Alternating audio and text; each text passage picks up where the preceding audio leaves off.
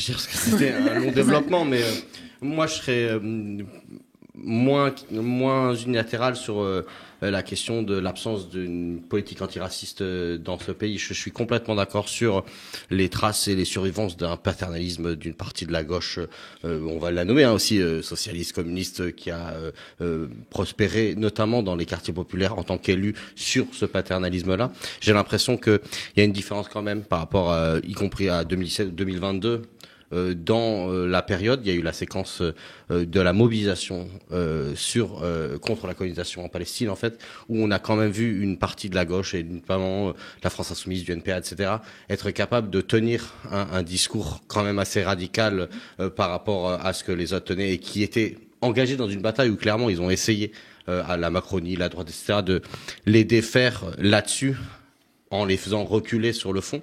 Et je pense que ça s'est vu aussi sur les nominations en 2022. En vérité, si le discours de la France Insoumise sur les quartiers populaires, où ça la reprise d'un certain nombre de thématiques sur les crimes policiers, etc., existait, il n'y avait absolument pas, en termes de candidature et d'ouverture de position, de réalité. Là, ça a un peu changé et il y a eu un peu plus d'appui par un certain nombre d'endroits, et ça se voit par un certain nombre de candidatures, mais aussi par des liens qui se sont créés avec une partie de certaines organisations des quartiers populaires, et dont je suis en fait. Donc là, vous êtes en train de parler notamment du travail auquel j'ai contribué. Il ne s'agit pas du tout de dire que ce travail n'a pas existé. Non, mais parce que vous dites quelque chose de faux. En fait, le barrage contre l'extrême droite qu'il y a pu y avoir, c'est pas un barrage antiraciste, monsieur. C'est un barrage dit républicain. Donc c'est pas ce que vous dites. C'est parce que dans ce cas-là, vous ne répondez pas à ce que j'ai dit. Moi, c'est ça que j'ai dit en fait. J'ai dit que le barrage qui s'est organisé pour mettre hors d'état de nuire l'extrême droite juste là sur cette période, ce n'est pas un barrage antiraciste. La question centrale n'était pas antiraciste. C'est un barrage que vous pouvez qualifier de républicain. Il y a un segment dont vous parlez, dont je suis, donc je ne sais pas pourquoi vous vous inventez l'eau chaude, je suis sur ce segment dont vous parlez. J'ai contribué, c'est les 20 ans. Non, je suis visée par le côté positif que vous mettez en avant. Je suis visée parce que c'est mon travail. Donc c'est comme si vous disiez, bravo, merci pour vos félicitations. Je vous dis simplement qu'il faut en fait être objectif, parce que là on parle des conséquences sur des populations vulnérabilisées. C'est de ça dont on parle. On parle des conditions matérielles d'existence des populations non blanches, des populations musulmanes. Ce n'est pas à la hauteur, en fait. J'étais juste en train de dire que dans la gauche, il y a justement un dialogue là-dessus et qu'il y a un conflit là-dessus. On a bien vu les oppositions. Ce n'est pas à la hauteur, c'est pour ça qu'on panique. C'était le cas, non ? Voilà, et bien c'est tout, on est d'accord. Alors dites pas qu'on n'est pas d'accord. Alors pourquoi vous m'interrompez ? Ce n'est pas à la hauteur là-dessus. Il n'y a pas de projet antiraciste aujourd'hui opposé. Non, vous ne pouvez pas parler parce que vous dites n'importe quoi. Il n'y a pas de projet antiraciste aujourd'hui à la hauteur face à l'extrême droite. C'est pour ça qu'il faut y travailler. Donc il faut y travailler. Quand est-ce que j'ai dit ça ? J'ai juste dit qu'à gauche, vous n'allez pas me l'expliquer, je le sais ça sur l'évolution, je l'ai dit tout à l'heure, en 20 ans il y a eu une évolution, je vous l'ai dit monsieur, je vous l'ai dit. Donc en fait le fait que vous repassiez derrière moi pour dire la même chose mais en disant que vous n'êtes pas d'accord, vous voyez bien que c'est n'importe quoi, je suis obligée de réagir, je suis obligée de vous interrompre. Oui. Non mais apparemment, enfin je veux dire, on peut pas répondre, je suis désolé. Vous ne pouvez pas être en désaccord sur quelque chose de fou en fait, c'est n'importe quoi, vous inventez un débat qui n'existe pas en fait.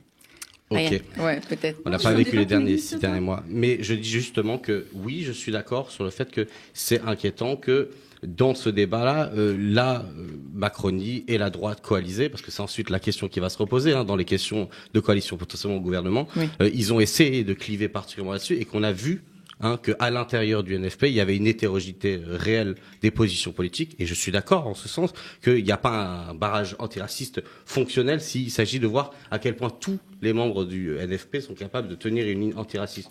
C'est juste que j'ai l'impression, en tout cas c'était l'idée, que ça a progressé, y compris dans les organisations qui, au départ, ont peut-être fait des rapprochements de façon plus électoraliste et populiste. Non, mais j'ai travaillé, monsieur, à la convergence d'élite. Mais je sais très bien. Donc, je ne sais pas ce que vous racontez. C'est pour ça, tout à l'heure, non, moi, j'ai réagi au désaccord. Moi, je ne suis ni opposé ni à votre travail que je suis, ni à rien du tout. Non, mais vous venez avec une analyse et c'est du n'importe quoi.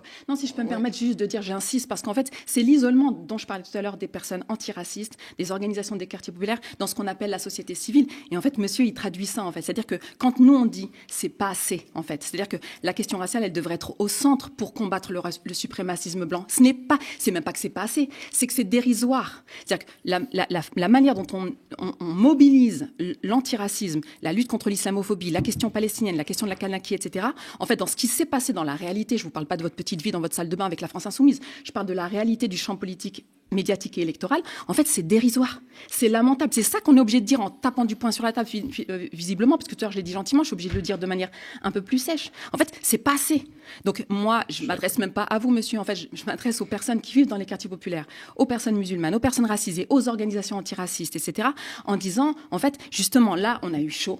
En fait, sur cette séquence-là, on a eu chaud. On a mis, je pense, trop nos œufs justement dans ces paniers percés de la gauche. Parce que alors, vous euphémisez, vous dites pas le terme, de la gauche notamment pour grande partie coloniale. Je mets pas la France insoumise dans cette partie du panier. Mais il y a quand même ça. Je veux dire, c'est quand même ça aussi, la gauche aujourd'hui. Il faut pas mettre nos œufs dans des paniers percés comme ça. Au contraire, il faut s'auto-organiser et il faut produire, nous, un projet antiraciste. Il faut pas attendre monsieur pour ce projet antiraciste ou même la France insoumise. C'est à nous de le constituer avec, pourquoi pas, cette partie de la gauche qui est justement anticolonialiste, qui lutte contre l'islamophobie, etc. Mais ça viendra de nous. C'est-à-dire que je finis par ça. Cette illusion, en fait, que pour lutter contre le suprémacisme blanc, la gauche blanche, coloniale ou pas, la gauche blanche va pouvoir comme ça partir sur son petit cheval en mode Avenger, etc. et elle va le faire toute seule. Ça n'existe pas, en fait. Ça n'existe pas. On ne peut pas se contenter d'un pays où il n'y a pas d'auto-organisation des quartiers populaires. C'est pas possible, en fait. C'est ça qui devrait, en fait, faire votre analyse, monsieur. En fait, en réalité, c'est ça le gros du truc. C'est ça ce qui est scandaleux dans ce pays, c'est qu'il n'y a pas d'organisation antiraciste dans les quartiers populaires. Et il n'y a pas d'organisation antiraciste, de projet antiraciste conséquent, voilà pour l'adjectif, et je vous invite à méditer là-dessus, conséquent au sein de la gauche. En fait, ça n'existe pas. Et c'est ça qui fait qu'on est dans cette situation aujourd'hui. Merci, Fatima.